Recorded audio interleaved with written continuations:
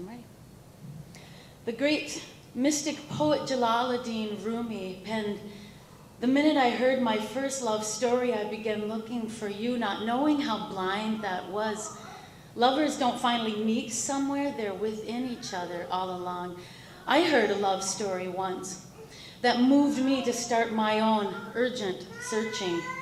It came in the form of a movie called Deja Vu, about two people from the opposite ends of the world who were thrust together so serendipitously that it left no doubt in their minds that they had met their true soulmates.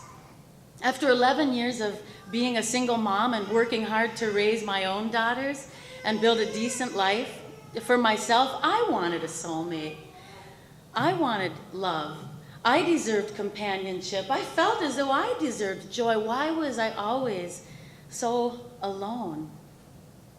From the depths of that sadness came the beginning of my quest. I said to God on that day, I would do anything to meet my soulmate. I'm ready for anything. I'll do anything to finally be with the love of my life. And then I heard a quote that rocked me to my core. Be the change that you wish to see. It struck me that if I wanted a man to show up in my life with all of the attributes and the expectations that I had that would prove that he was the man of my dreams, shouldn't I expect the same of myself?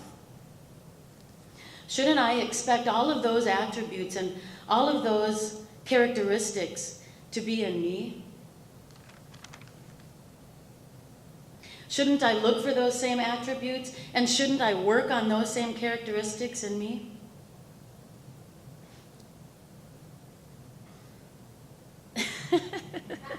I wanted to be with a man who was willing to take risks in the dogged pursuit of his own dreams, a man who would choose passion over ease of life. So I began to follow my own dreams. I had always wanted to be a public speaker and have a show on the radio, but at my age, I was too scared to go back to college. When I realized that Bemidji State University had all of the programs and plus a living situation for single moms, I realized that maybe now was the time to follow my dreams, just like the man of my dreams would do. I knew I had to take that leap of faith, and when people would ask me, why? Why are you moving your daughters and yourself miles away to who knows where to start your life all over again at your age? The only honest answer that I could come up with was for love. Because, you see, for me, moving wasn't just about loading up my baggage and switching locations. It became more about finding the dead weight in my life that was no longer working for me and letting it go so that something better, someone better, could maybe take its place. And by then I was on a roll. I wanted to be with a man who was conscious of his health, who took care of himself by making wholesome, healthy choices on a daily basis. And so I began my own routine of walking and then working out until finally I could run a 5K. I started eating more salads and drinking more water, and there I am, 80 pounds ago. After losing about 60 pounds, I found in myself a vitality, an energy, a youthfulness that I hadn't known in years. I found in myself a confidence for the things that maybe I could possibly accomplish. I wanted to be with a man who had a sense of grace, to be thankful for the good that he had in his life, a man who could exude appreciation. So I began my own exercise and attitude of gratitude, and I made myself write down 3 things that I was thankful for every day. I started to realize that the more thankful I was about my life, the more gifts I received to enhance my life. And pretty soon I was surrounded by friends and by help and by people who were genuine and generous and joyful themselves. I felt like I wanted to be with a man who had a sense of some spiritual connection, an awareness of a faith in something larger than himself, an accountability to some force more pure.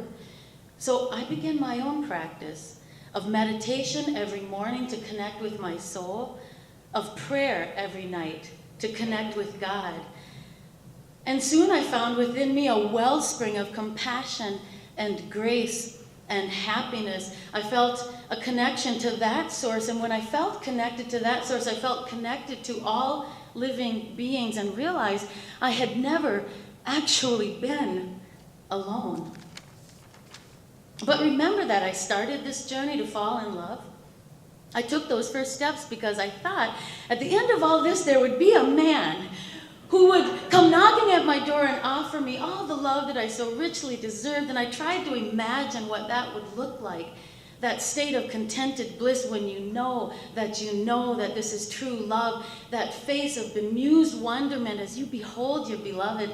One morning I pulled back the curtains to my apartment window and gazed out at the beautiful sunrise over Lake Bemidji, and awestruck I realized I'm living the life of my dreams. I get to pursue my passions. I get to feel energetic, joyful, connected on a daily basis. I'm surrounded by friends and a network of people who support me and care for me, and this is the view that I get every morning. I realized that if someone were to look at my face in that moment, they would see that look, that bemused wonderment, that contented bliss, and it struck me, I'm in love. I came here to meet the man of my dreams, but instead I had become the woman of my dreams. I came to Bemidji to meet my soul mate, but was introduced to my soul. As a single woman, I had wanted to fall in love, and I had with me. Thank you.